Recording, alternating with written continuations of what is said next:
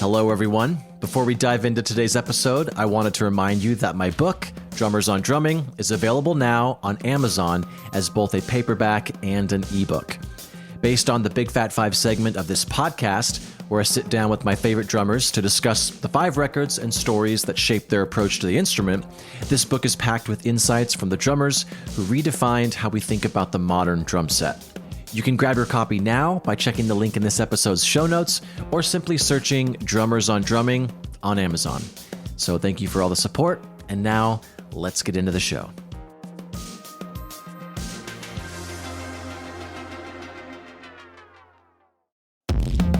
Hi, this is Aaron Haggerty. I'm Ben's guest on Big Fat Five.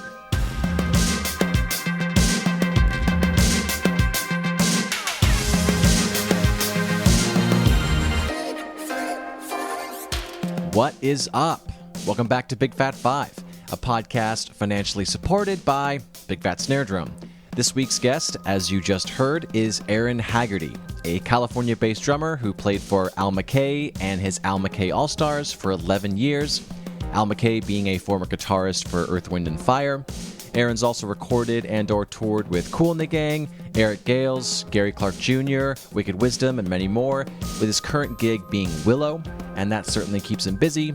He's just a badass drummer, and I think you should know about him.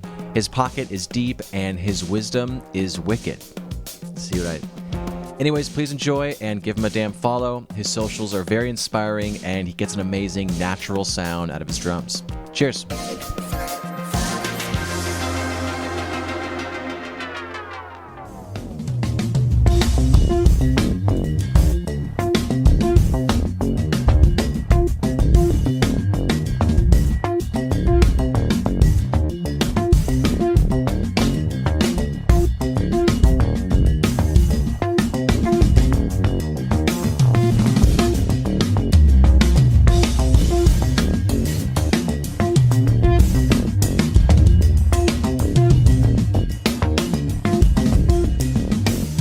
I grew up in a musical family. So my dad, he's a bass player, a keyboard player. His brother, my uncle Terry, is a guitar player. And their dad, Frank, is a guitar player. And so it's kind of like unavoidable, really. Always had instruments around the house and stuff. And I think just naturally gravitated towards the drums. So, you know, my family, my parents were really cool with supporting, you know, that excitement and passion that I had when they saw it. Also, though, at the same time, they were very real about, like, becoming a professional musician is like, it's a tough choice. Yeah. You know, it's a commitment. It's a tough choice. And, you know, so I was definitely encouraged to consider going to college and getting a degree in something and whatever. But it's just one of those things, man. I was bad at following through with things that I didn't care about, but I always cared about music. And so, you know, even through high school, you know, I would ditch a lot of classes, but I would always show up to like my 0 period music classes and, you know, make extra effort to make those classes. Yeah. So it was cool, like, you know, having the support of a musical family and just growing up. You know, I feel I was pretty lucky early on getting to listen to like some pretty heavy music, like getting comfortable at a young age with hearing like, you know, music you have to think about when you're listening to it, you know? Yeah. Whereas, you know, sometimes I think if you're not exposed to that earlier on, it can be laborious to listen to like, you know, jazz and fusion if you're not accustomed to that kind of rhythmic and harmonic stuff. So I feel really lucky about that. You know, my mom had a really cool record collection. I would like, you know, sit on the floor in the living room, listen to the Earth, Wind & Fire records and the, you know, the Bee Gees and Bob Marley and Chuck Mangione and, you know, just sift through all of her stuff. And that was real fun. And my dad, he's a jazz guy. So, you know, some of my first CDs I think the first one that we're going to talk about is one that he bought for me, and he was always kind of buying me cool jazz and stuff that he knew would be intellectually engaging and exciting for, like, you know, an up and coming musician. So yeah, feel really lucky in that respect to be exposed to that cool music early on. Well, and you also having him be a bass player and a rhythm guitarist, he could probably, and I'm putting words in your mouth, but I would assume as opposed to people who had drummers as dads, he probably showed you what people actually need out of a drummer, as opposed to like, here's these licks that I know, you know? So, I mean, I guess the question is, how do you think having a bass player as a dad was maybe giving you a leg up as opposed to just a drummer? There's definitely a lot of emphasis on the importance of the relation to the rhythm section and how that relates to the listener and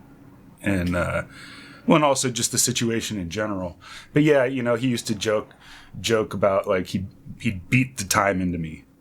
Yeah. You know, basically, like, stressing the importance of, like, having good time and you know, not you know, being aware to not disrupt the momentum and the energy that's happening within, like, a rhythm section at any given time. So, and I think that served me well in my career, at least with the kind of gigs I've done and held on to, are definitely more kind of pocket and groove oriented stuff. Even though I grew up playing jazz and really got into, like, heavy rock music, progressive music and stuff like that too. But it all started the foundation of, like, you know, R&B, funk, soul, you know, being able to play with my dad too at a young age too, and play with his buddies. Cause my dad was a gigging musician too, you know, during the time. So I would spend, you know, Thursdays and Fridays going to my dad's gigs, hanging out at the, you know,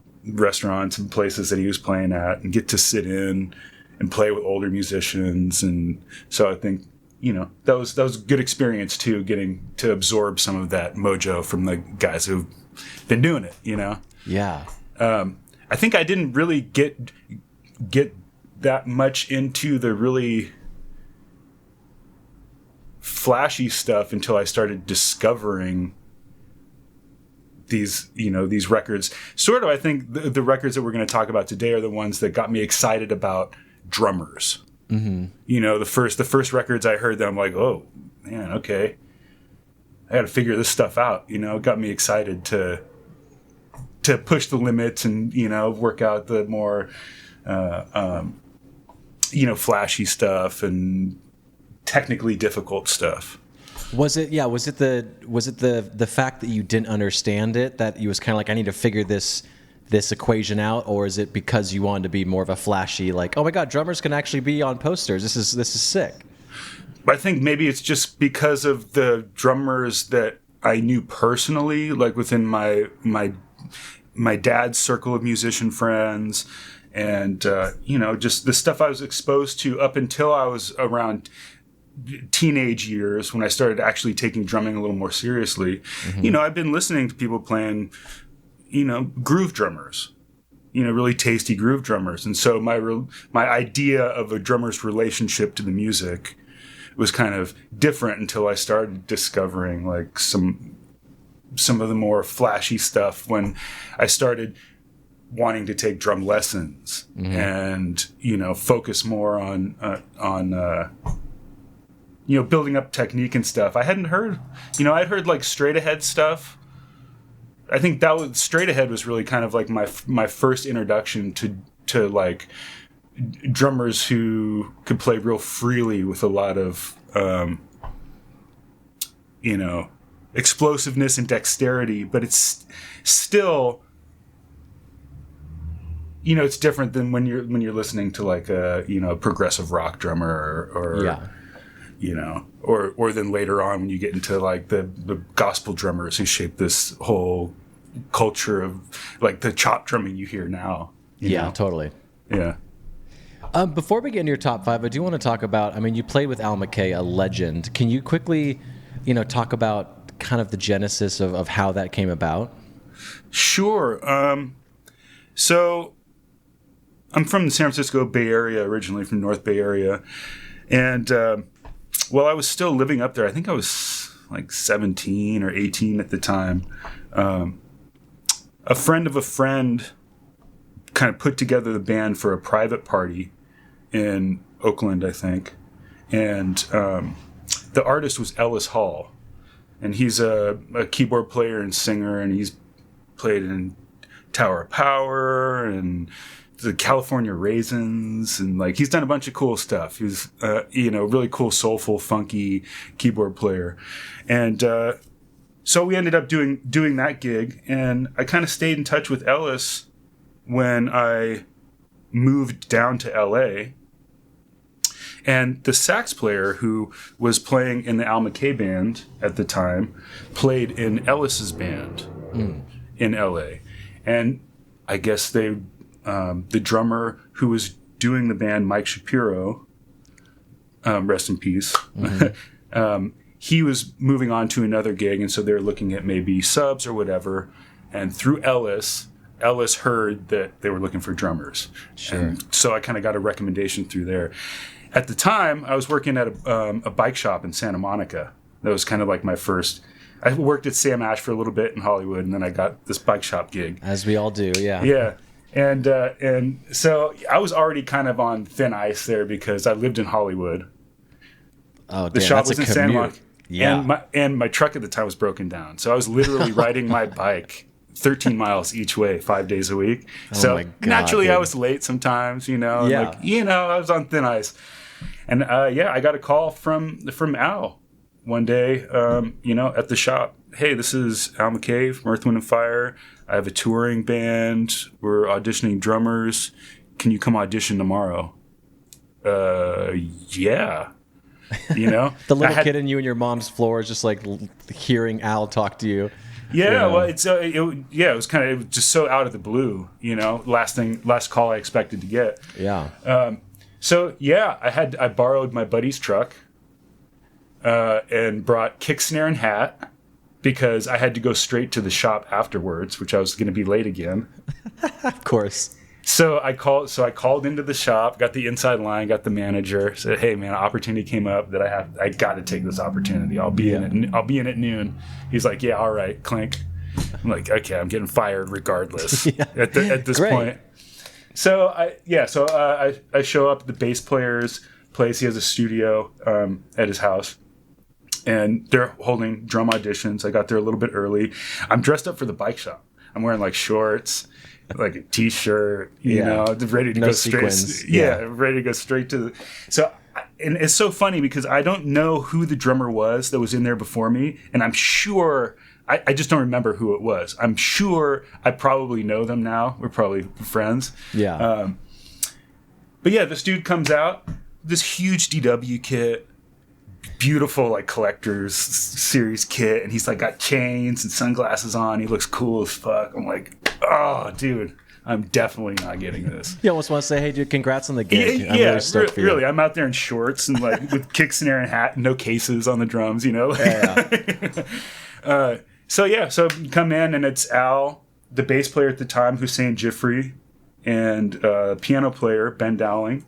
Load him in, hey, nice to meet you. Are you familiar with the Earth, Wind & Fire tunes? Yeah, I am. Yeah. It's like, cool. So, September. Yeah, cool. It's like, cool. Let's just groove on it for a minute. So he starts playing the rhythm guitar. I'm like, oh, dude, that's that rhythm guitar. Damn, dude, yeah. We play like 16 bars. He's like, all right, cool. Jupiter. I'm like, yeah, I think so. He's like, cool, just feel it out. He just starts playing, and we groove on it for like, 16, 32 bars. Like, cool. He calls out one of the ballads. We play like another like 30 seconds of the groove. And he's like, cool, call off the rehearsals, like, or the auditions. And I'm like, yeah, okay, tight. They're just trying to get me out of here. Go easy on me, okay? Yeah. There's more people like waiting, to come in afterwards. And so load out, drive to the shop. Like I had to stash my drums in one of the like side rooms because I didn't have time to go home and drop it off, whatever. and I just kind of avoided everybody. I could feel the energy. Like, definitely the manager was like, Aaron's gone. Like, this is the last time. Like, I could tell people were talking. I'm like dusting bikes in the corner, trying to avoid everyone. And then I got a call from Al's manager, sometime in the afternoon, saying, "Hey, I want you to do the gig. Do you have a passport?" Did you? No. Oh, no. He was like, "All right, I'll send you the information to get it like rushed. Like, we're leaving for Germany in 3 weeks." Wow. Okay. And then it was one rehearsal before we left, and he just sent me a live recording of the show that they were doing with the arrangements. And at the time, I had V drums in the apartment I was living in, so I just would shed with them in the V drums like every day as much as I could. And we had one rehearsal where I met everybody else for the first time. I was 21 at the time. Jeez. And there's some other original members, Earth, Wind and Fire. The other guitar player is Bruce Connie from Tower of Power. Wow. Like some heavy hitters in there. It was really shocking. Yeah. And then we were out. And then from that time on, I did Alice Band for 11 years. Damn, dude. Well, yeah, that says something about you as a person too. I mean, that's a long time for a gig. Yeah. I kind of grew up, spent my entire 20s with those guys, traveling, did 70 plus countries, like all over the place. So very cool experience. And there's this video of you, sorry to cut you off, but there's this video of you playing, I believe it's the St. Moritz, the jazz festival. And you're like at this top of the mountain, and it's like the backdrop is just picturesque. You're on the top of a mountain. I'm assuming it's some lodge. But yeah, it looks like you saw some really cool spots, man. Yeah, very, very, very cool, unique experience with those guys. Because I think, Al's agent was a European agent. So he was plugged in really into the high-end Europe scene, Europe and Asia. And so most of the stuff we did was all abroad. We only did a handful of gigs in the States with Alice Band. Wow. But yeah, super cool. And a lot of the musicians that I know today, I met at festivals, somewhere, wherever, have like hangs, jam sessions at the festivals. And then after, it came a time where, I was in my 30s. It was just time for me to pursue some other stuff, Sure. But during that time also, I had a little stint with Wicked Wisdom with Jada Pinkett's band, and some friends of mine that I had a metal project with were in Jada's band, and so they recommended me for that. So we recorded a bunch of stuff. There's a bunch of stuff that didn't get released. There was a single that got put out, and a bunch of other stuff that didn't get released, which is kind of a bummer because it's cool. It's like really progressive, like metal, like Meshuggah kind of vibe stuff. Oh, hell yeah! So yeah, it was a lot of fun, really heavy. But through that's how I met Willow and the family through that. And, yeah, we've almost seen each other a few times. So we were really close at the Odyssey Festival in I think Fort Lauderdale or something. Because I currently play with Cannons, right? And so it's a lot of the same vibe of music. And then we played outside the Forum the night you guys played inside at the iHeart Radio Festival. We did like the pre-show thing. Oh, I didn't even realize. But cool. We've almost crossed paths so many times through it's gonna happen. Current gig. It's gonna happen. I hope it does. I hope it does even outside of music. But let's just hop into your five. So your first one is Burning for Buddy. Came out in 1994, and it's a Buddy Rich. It's a Buddy Rich band with various drummers. I'm assuming a tribute to Buddy. Yeah, it's like a memorial tribute, and it was actually produced and put on by Neil Peart. Oh, awesome. Yeah, so just paying respect, but this, I think, was the first, my dad got this for me. Okay. I think it was like a Christmas gift or something. And this was the first record, I think, that really got me excited about drums because, here you have, 12 different legendary drummers of the time of like the 90s, doing all this big band music, but putting their own spin, their own flavor on it. It was really cool.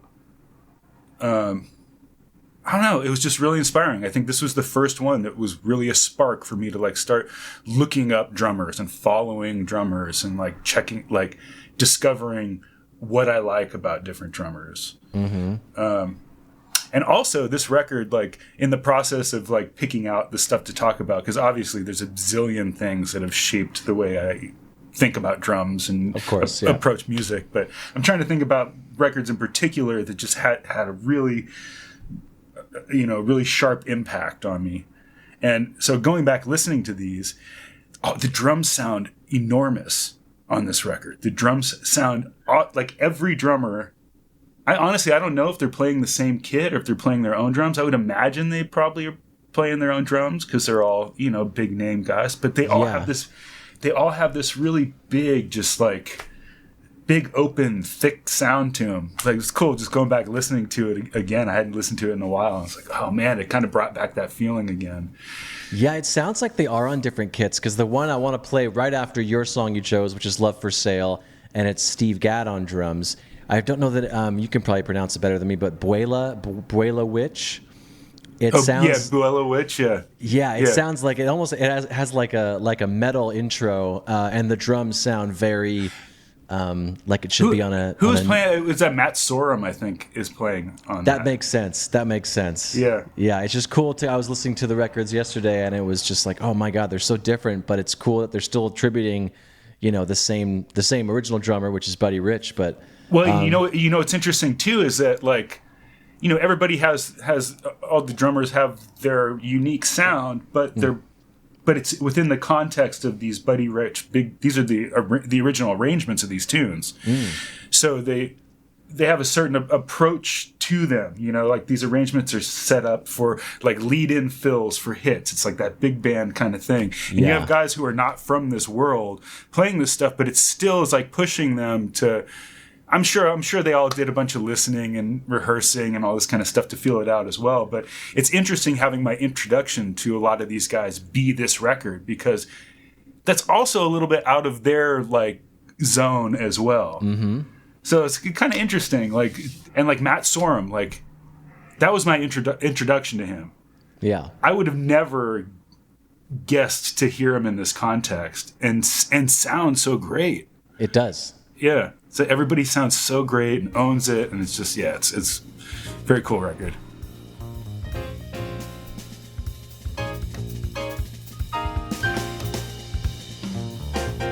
So the one thing that stuck out to me so much about this is the way Steve swings. He's just playing quarter notes. All of the inside shit is hi-hat and snare. I mean, occasionally, he's like, occasional spang-a-lang.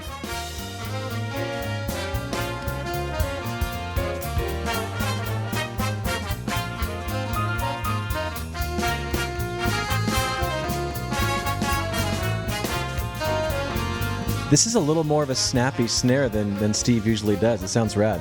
Yeah, it sounds really nice, man. I just love the idea that to like swing really hard, it doesn't have to have all the stuff in there. It's like literally a quarter note and just, the right sauce in between to push to emphasize different things. And he's not doing these huge lead-in fills to the figures. He just kind of catches them, so it's really, just really fluid, And like the way he comps with the soloist, it almost sounds like he's like, it almost sounds like he's heard the solo before, because he's like they're locked, they're so locked in.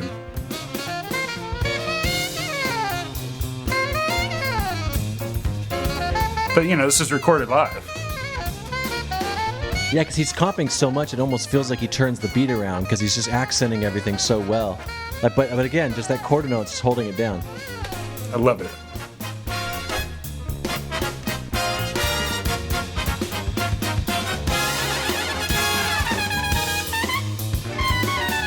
Like this right here. So it's like funky. Yeah.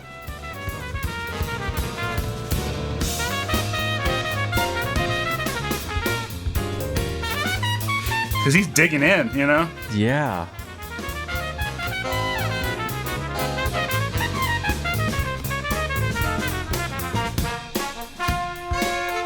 I mean, those sound like big-ass rock drums. Exactly, yeah. Yeah.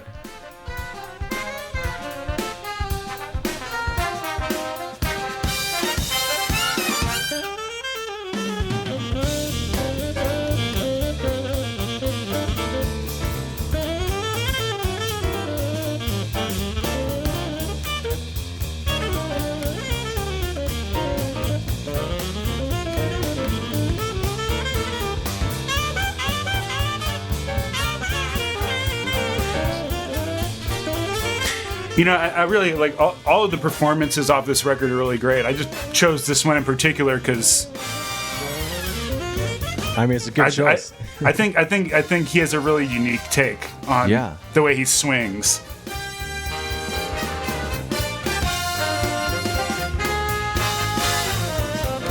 This drum sounds so good, man. I know.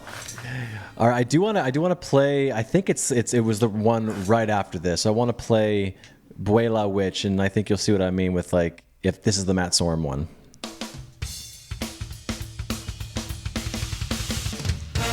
That right there. Yeah. Double kicks. Yeah.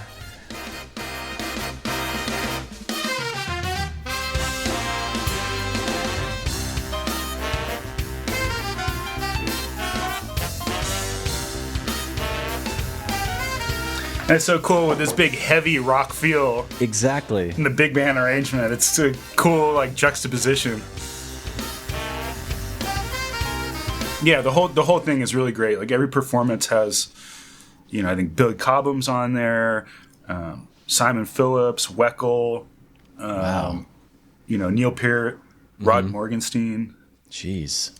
Yeah, I mean, so it's loaded with like the killers of the day, you know. All right, so number 2. Let's go on to Believe It. The album's called Believe It. The release year is 1975.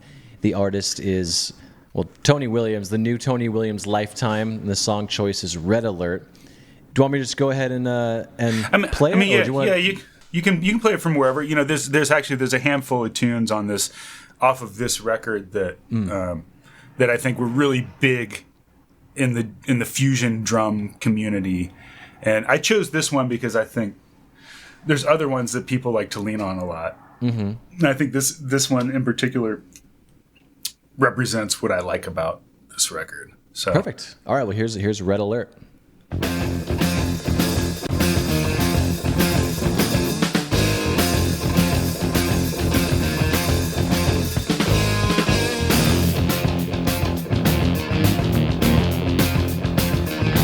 So already I love how like rockin' it is, you know? Yeah.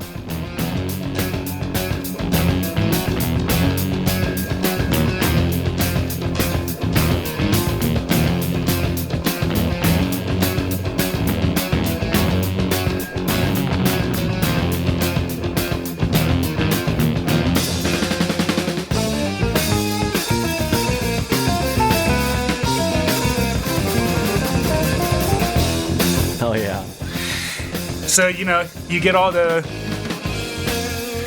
Tonyisms, you know, you get all the classic Tony stuff, but it's just so dynamic, you know?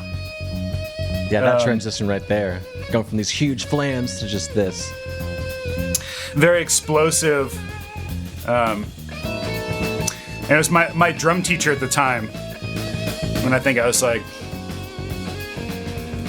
14 or 15, he turned me on to Tony Williams and he showed me this stuff, and you know, I don't think I had heard anything at the time that was like as rocking but as open and expressive. Mm-hmm.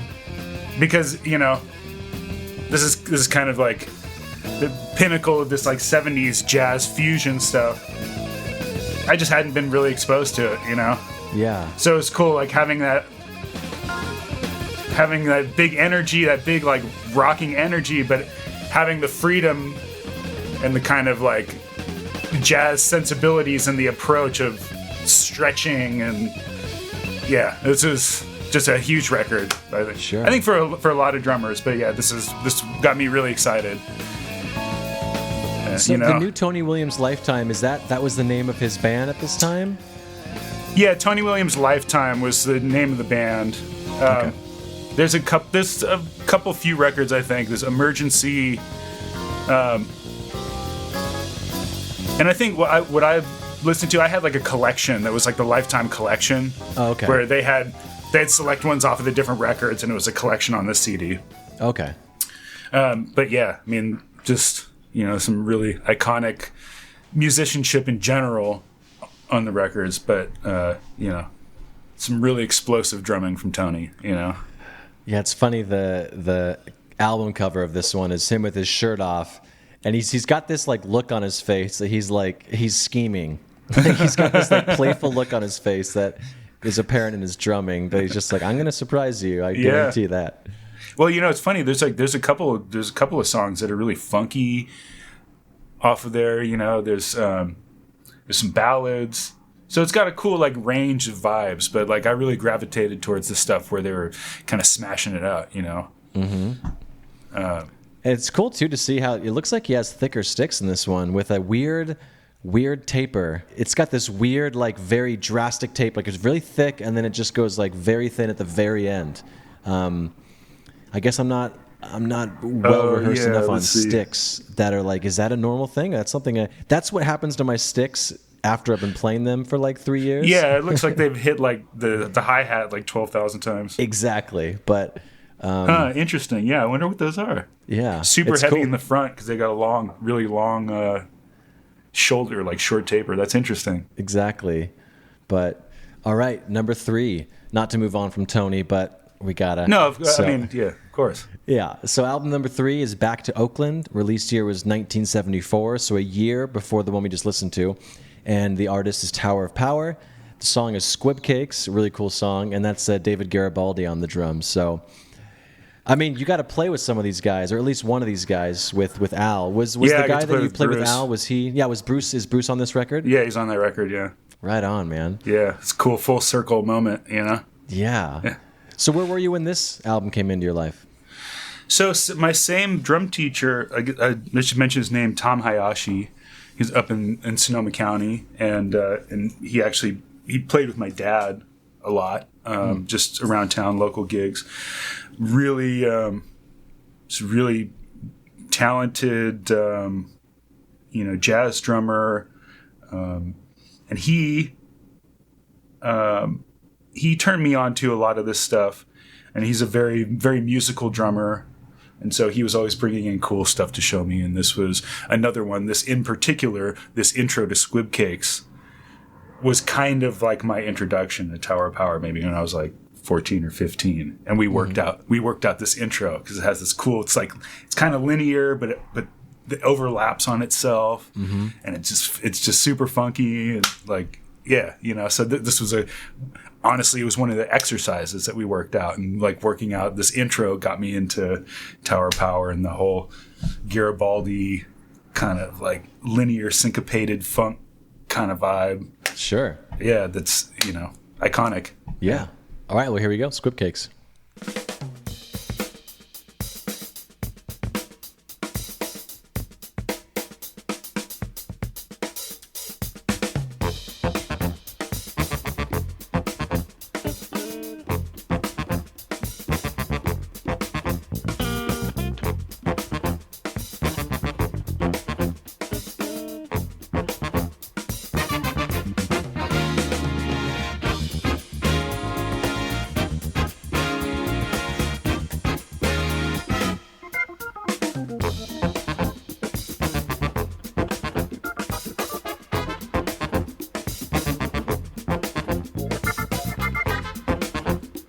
Doesn't get much funkier than that.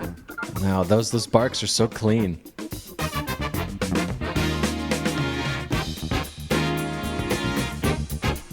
And it's so funny, like listening to this, the classic drum sounds with the dry, muted snare, and then you look at the modern Garibaldi sound.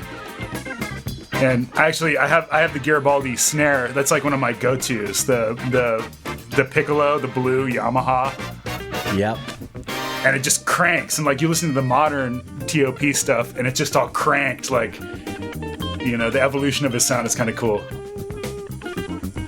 I will say, before the world went crazy, Tower of Power at the 2020 NAMM was technically the last concert I saw. Oh, so wow. David was the last drummer that I saw in a live setting. So that kind of, gave me the juice for about 2 years of not being able to see drummers live. And he still kills it. I mean, even after his accident, it just blew me away. He still got it. Yep.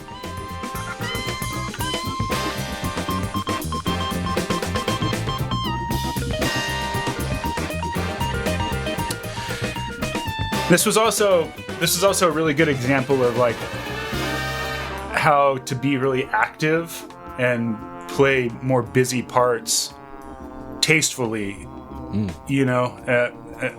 in the pocket, serving the music. I mean, obviously, this whole rhythm section, they have a vibe together, the way they all play together. They're all kind of like picking in between each other. But, this is just a perfect example of how you can be funky and busy at the same time. And kind of like the way like a lot of his fills happen just kick, snare, and hat, Which honestly, that's probably why your skill, of course, but I'm assuming showing up with just a kick, snare, and hat with no cases probably impressed Al, and he was like, oh, this kid gets it. I mean, I guess. I'm probably. It's a statement, It helped. I'm sure it helped you. Yeah.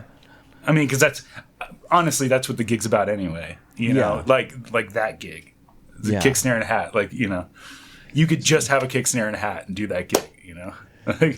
So going back to that Al audition, I mean, you definitely what you just said about knowing how to be tasteful, but not getting in the way. I mean, did you do any fills during that audition, or was you just like, dude, Aaron, just shut the hell up, dude. Just let them shine. Just hold it out, hold it down. Well, it was literally like, we're not playing the tune. Like, let's play the groove of the tune. Mm-hmm. That's what it was. It was like, Al just started playing the rhythm part, and then we just kind of like, he just wanted to, because he understands when it comes to particularly like a groove and pocket and feel based chair. Feel is one of those things that you can feel right away. Yep. And I think that's what he was looking for straight away, because all the other stuff doesn't matter if it doesn't feel right. Yep. So, he definitely took a chance, I think, but his intuition, I guess, served us both. Yeah. No, I think he made the right call for sure. Because that has to feel so good. Obviously, getting a yes for any gig, whether it's the first one where you get paid $50 or whatever, it's just like. But to have a guy like Al and a guy like Bruce give you no, this is a kid that it just has to feel better because they've heard the best, they've played with the best, they've felt the best, and for that to get that kind of a call. It was definitely one of those like imposter syndrome kind of things for a while. And to be honest, I did get some hazing from some people, I definitely was put to the test off stage, by some OGs and stuff like that. So that was another interesting part of the gig that took some years to kind of like earn the respect of some of the guys who have been doing it since the 60s. And without naming names, can you embellish a little bit by what you mean by that? Or maybe change the facts so it's like whatever they say before a Law and Order episode, the names and locations have been changed. I mean, I can see through all of it now. Mm-hmm. But at the time, there was some sort of intimidation, some kind of testing me on my knowledge of the history, not only musically but culturally. Mm-hmm. And it just took a certain amount of time. There was some moments where I kind of stuck my neck out in certain tough situations where maybe somebody was going to get in trouble for something. Oh, I see. You showed you were a loyal guy. Yeah. There's a couple of moments where I really, took the opportunity to stand up for some people and earn some respect, and that went a long way as well. Hell yeah. But, I guess that just goes to show that, the playing is only part of the equation, as a band member, as a crew member, as a part of the team, Well, that's why I was saying to be a part of that crew for 11 years, at least personally for me, not knowing you super well, I mean, that says a lot about you as a person, because that's a long time for them to keep wanting you there. Well, I think luckily I was so young too. I was still, I hadn't been cemented into the character, that I was still malleable and still trying to figure out what I am, who I am, and so, I think that was lucky that I got to, I wasn't stuck in my ways, I could learn and I wanted to, Yeah. Which is, that last part's the key. Well, and also just because of just the legacy nature of the band and the individuals and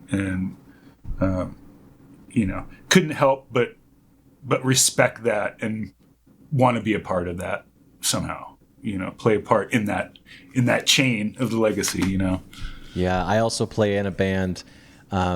I also play with Eve 6, and they're a legacy band for sure. Yeah. And I always joke about, like, I have opinions, they have gold records. So it's like, let's just there's that dynamic when things go, things get stressful on the road. It's like, you guys are right. You guys know more than me. So yeah, choose your battles. Yeah, exactly. But back to Squib Cakes. Yeah, that's okay. Like I said when we were listening to it, those barks are so clean, and I haven't heard this record that much, to be honest with you. And David always surprises me. He's insane. I mean, the whole record's fantastic. This one in particular, this was my introduction.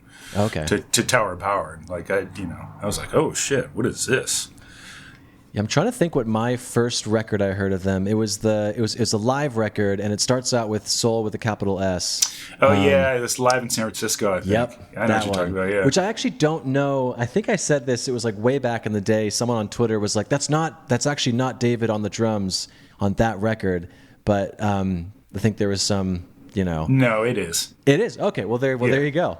Because I said it was, and then I got yelled at. But I think.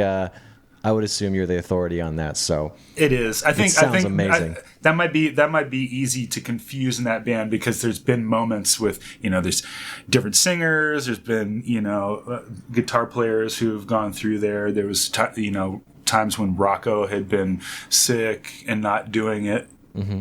Even before he passed, and and then Dave. His accident, and so it's easy to confuse all of that stuff. But I'm pretty positive it's Dave on that. Well, good. Then I stand corrected.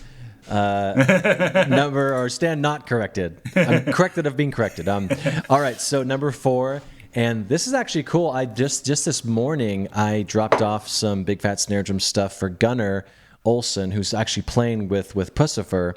So and Danny Carey's drum tech is actually going on tour, being Gunnar's drum tech for this tour. So it was cool.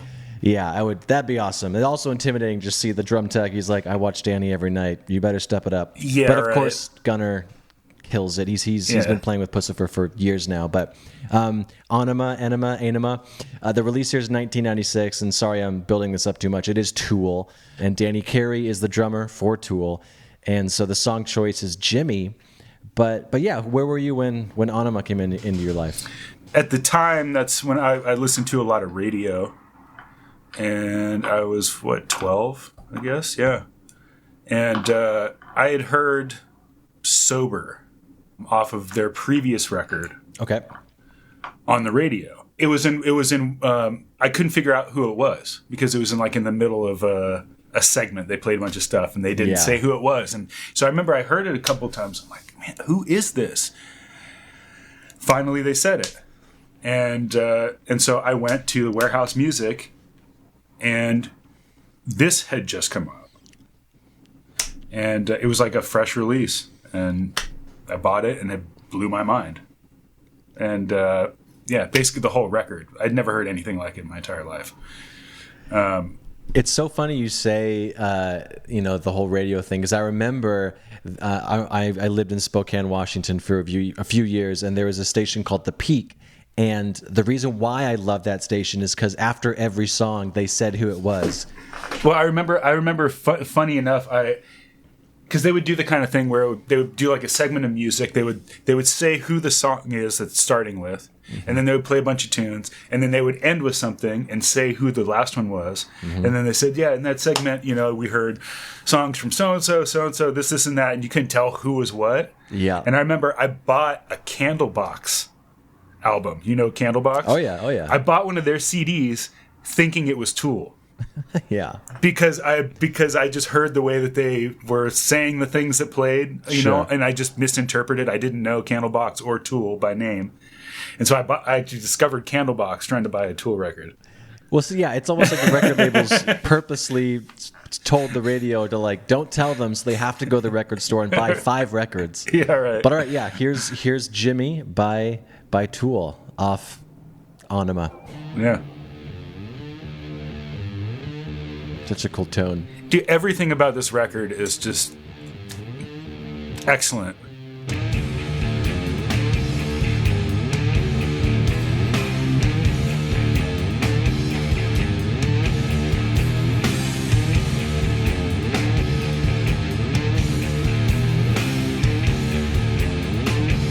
What was really cool about my teacher at the time, Tom Hayashi, is that he was really interested into like what I was discovering too. So I would bring in stuff to show him, and we would work out the parts together. And so I brought in this record, and we worked out a bunch of these, like the polyrhythmic hi-hat, stuff that Danny would do. We'd work out these tunes. That's so cool, because then you got to see how he compartmentalized stuff. Was it vertical? Was it horizontal? Like, how did he break things down? So as a student, that's priceless. No, it was really cool, and also like it was inspiring to him too, because it was stuff he'd never heard before too. He's more of like a jazz and kind of older school cat. I'm bringing in like this new Tool record, and he's like, "What on earth is this?" Yeah.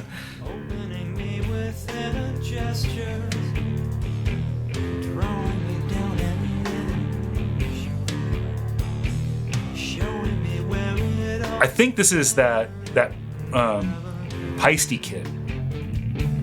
The one that's made out of Peisty cymbals? Out of cymbals, yeah, with the mesh heads. Yeah. That's why they're like, it's all attack.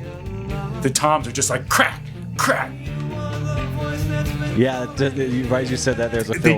It's just like attack, all attack. So you said it was mesh heads? On the resonance side. Oh, I had no idea. I know the kit you're talking about, but I didn't know that's how I'm pretty sure. I know the kicks were, because I saw it at NAMM. The kicks were mesh heads, and I think the bottoms were too. I think that's why they're so fast, because kind of like they're almost like concert toms. Yeah. Because they have like a mesh head on the bottom.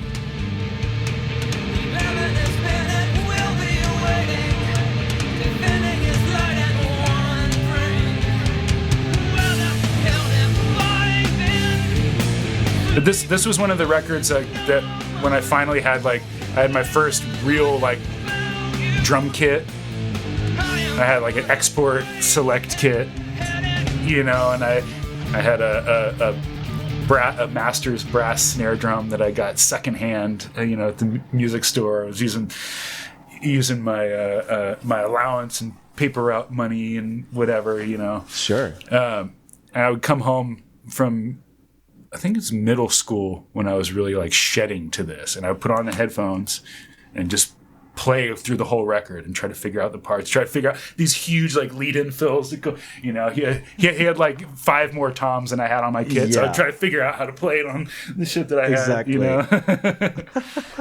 But yeah, I mean, this whole record, I think, was obviously the drumming is, spectacular, and the sound, the drum sounds are amazing, and just something about the whole record, the production, the vibe. Because I don't think I'd listen to anything that like this record puts you in a, like, if you listen to the record, the whole record, just straight through, it's this interesting, unsettling experience where it's like cool and like inspiring, but it's also dark and mysterious, and you almost get creeped out at times, and like, you know, it's just the whole experience. The production, I'd never heard production like that with all the crazy like vocal effects stuff and reverse delays, and you know, it's like I don't know. It was just something really special about that record that I think, in my opinion, I don't think any of the other records hold up to this, just from the sheer nature of it. Kind of set the standard, you know. It did new things, and I don't think the other ones have quite done. They're doing the same thing. Oh, I see what you're saying. You know what I'm saying? Like, they're great records and the playing is awesome and everything, but when this came out, it was like, whoa, okay. I gotta think about some things. I gotta practice this stuff. Yeah. You know? It was really inspiring. Have you seen Danny live? Have you seen Tool live? Yeah. I saw him up in Sacramento when I was still up in the Bay Area. I think he's a big influence in the way that I play rock music, because his sensibilities of the way he creates punctuation in his feel. He plays really busy stuff, but it's always rooted and connected with everything that's happening. It's all interwoven with everything. Like, nothing really stands out unless it's meant to. And the moments that he takes to take these big fills are really bold. And I don't know, I think I tried to absorb as much of that as I could, because I feel like he makes you feel like everything that's happening in those moments, you know, like he leads you. There's like a momentum to like the big moments that happen. And, you know, when it's low and he's playing dynamically, it's still all these like percolating, like cool rhythmic parts that are happening. There's melodically serving parts too, you know, from his toms, and he plays a lot of like snare drum with the snares off. Yep. So that adds another voice in the more melodic kind of sense, the way when he plays like tom grooves and stuff. Yeah, very, very inspiring. Hell yeah, dude. All right, number 5, and this is Questlove as the drummer. It's the album's Voodoo. Surprisingly, no one really talks about this record on this show's format, so I'm stoked really? I'm stoked you gave it a little plug. Release year's 2000. The artist is D'Angelo, and the song is Playa Playa. And yeah, Questlove on drums. But let's talk a little bit about it, and then we'll jump into it. Okay. So I had been previously, you know, aware of Questlove, and I'd listened to, you know, The Roots, and I'm not sure if it was before or after this, but there was that the Philadelphia Experiment, which was Questlove and Pat Martino. Basically, it was like hip hop jazz. It was like bebop, like guitar, like bebop, with Questlove playing like, you know, doing the Questlove thing on top of these like jazz, and Christian Bride, I think, on bass. So it was like really heavy, like jazz shit, but with Questlove's thing. So I've been familiar with him, but this record in particular, I had never really heard the kind of the feel, like the relationship that like the bass and the drums have it like they do in this record with Pino Palladino on bass and Questlove. Yeah. And you know, this was just another one of those records that I hadn't heard any. I had heard D'Angelo's previous record, which I bought that and loved it, but that was all programmed, you know.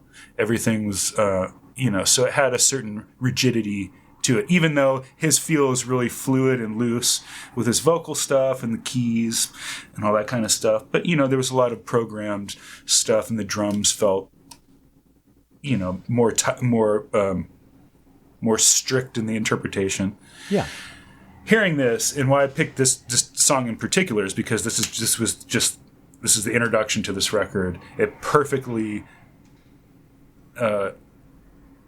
just represents everything that is just so perfect about this record. The feel, I love everything about it, like all the instrumentation, the vocals, the vocal production, because they all are kind of intertwined in one way or another. But this has this really laid back kind of feeling. Questlove, he's sort of like he's playing that, he's got that kind of like Dilla-ish sort of thing happening, but he's very fluid with the kick drum. He's like comping with the kick drum, with the bass, because the bass is pushing in different ways. It feels very free. It feels very, very live. And just something about this feel is just undeniable. And just the kind of freedom and fluidity between the bass and the drums is just really something special. Also, the drum tones are really cool on this record too.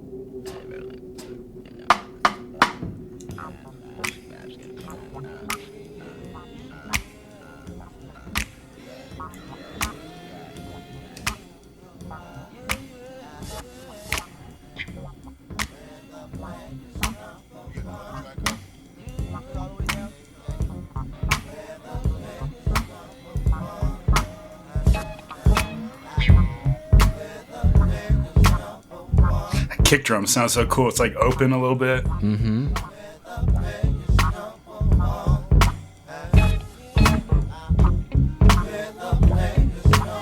But when they drop into the groove here, listen to the kick drum. He's comping with the kick.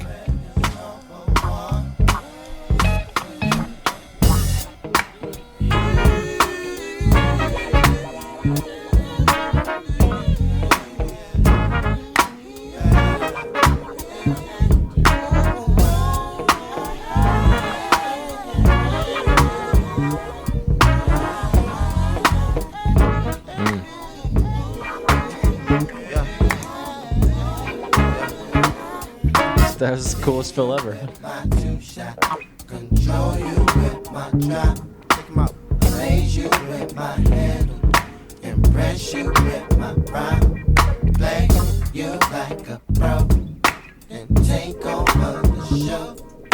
Sneak you and defeat you. Pop you up your glow. Pop you up your glow. I mean, it's so funky, and it's a perfect example of like using space as a part of your phrase. Mm-hmm. You know, because he'll leave some of the downbeats open, and it leaves you a little hole.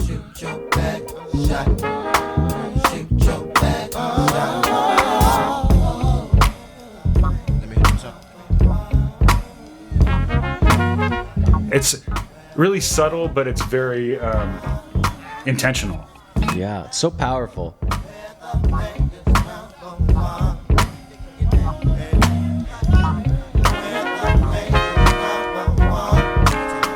It's kick, snare, and hat.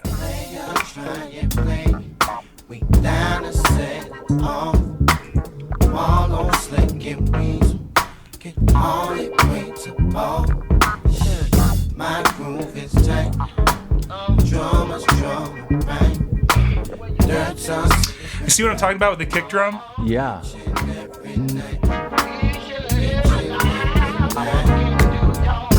Because he's not playing a pattern per se. Later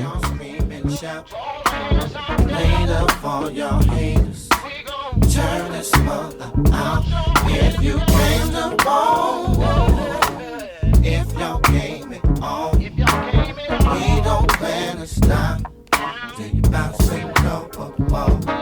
Then you bounce up the wall. Bring the drama, play. Give me all you got. And the length of his hi-hat opens, sometimes it goes psst, something goes psst. Yeah. You know, like that right there. Yeah. The full quarter note. Yeah. Set you up for two. Shoot your back shot. Shoot your back shot.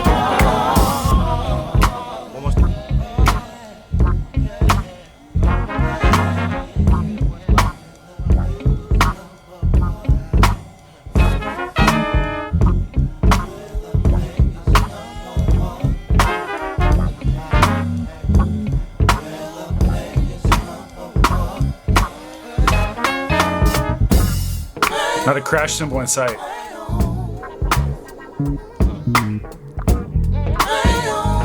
And then, of course, Pino's just holding it. I mean, doing his But thing. but that's what I'm saying. Like the language is happening between the bass and the drums. It's just it's something so special. Yeah. It feels really like elastic.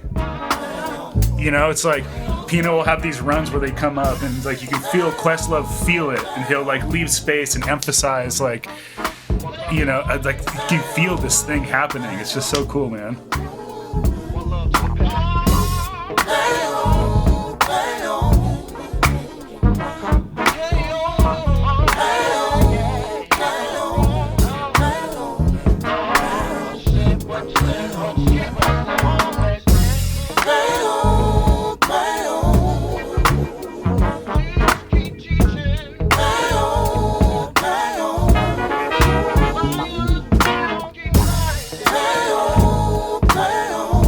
This is like some of the most sophisticated sounded grooving I think that I had heard at the time, because it just feels so intentional. It feels so present, but it's also so minimal.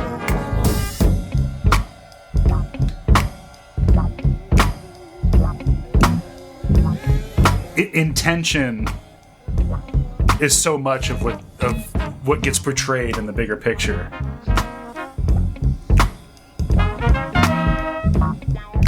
Yeah. This whole record is really fantastic, but you know, they started off with a bang. That really like blew my mind the first time I heard that. I was like, holy shit, this is very intellectual to me. Mm-hmm. Like it feels like someone who's thought a lot about what they're doing. Yeah. You know, like with intention, and they understand what their intention is. Whereas like, you know, it's really easy to get to just to see other musicians who are like pushing the physical boundaries of the instrument. And of course, you know, I think it's in anyone's nature to want to be as good as they can on what they're, you know, whatever they're doing. But I think it's one of those things where the message can get convoluted really easily. Mm-hmm. You know, and so that's one thing I took from this record, and it's one of the things I value more and more these days is subtlety, nuance. Yeah, you know, and intention. That's the kind of stuff that impresses me. Like I find myself being impressed more these days when I hear somebody made a choice to not go there. Sure. You know, like mm-hmm. I was like, oh, like it felt like it was going there. Oh, okay. Yeah. Okay. You know, it's like these little things that stand out to me. People, you know, make sophisticated choices. You know, there's a time and a place for everything. But like for me, my honest opinion is, you know, if you play 2 solid bars of 30-second notes, I know you got it. No more of that is going to prove to me that any more than you've already done in those 2 bars that you can do that. Yeah. You know, it's like what you choose to do with it. That's more of like, that's where I'm at these days. Totally. You know? Well, Aaron, that's your top 5, man.